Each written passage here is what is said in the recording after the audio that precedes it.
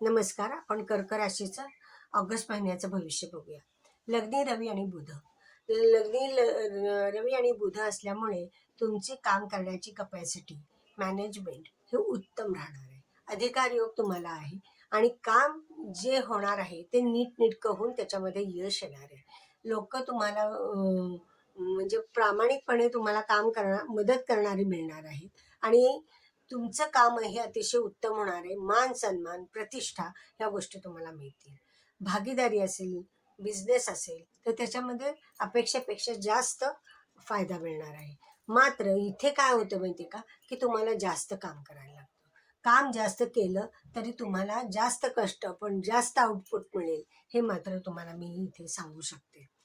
आणि इथे तृतीय स्थानात मंगळ आहे, भाग्यस्थानात शनी आहे. शनी मंगळ प्रतियोग आहे.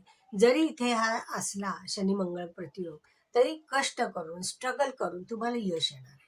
हे सगळ्यात महत्त्वाचं आहे. लाभ तुमचे अपेक्षेपेक्षा तुम्हाला चांगले मिळणार आहेत आणि जे लाभ मिळणार आहेत ते चांगल्यासाठीच उपयोगी होणार आहेत.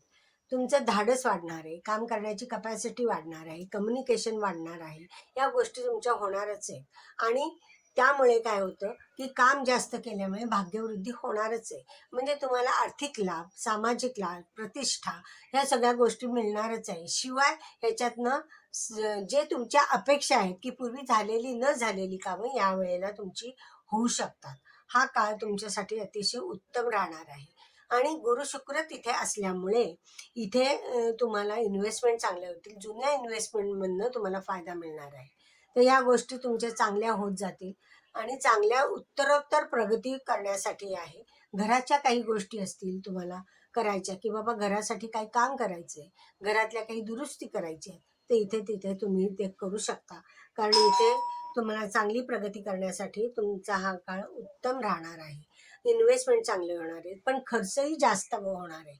खर्च का होणार आहे, की तुम्हालाच मौल्यवान गोष्टी किंवा इन्व्हेस्टमेंट हीच जाणार आहे. म्हणजे पैसे तिथे तुमचे संपणार आहेत किंवा कमी होणार आहेत. या गोष्टी तुमच्या प्रगतिकारकच राहणार आहेत.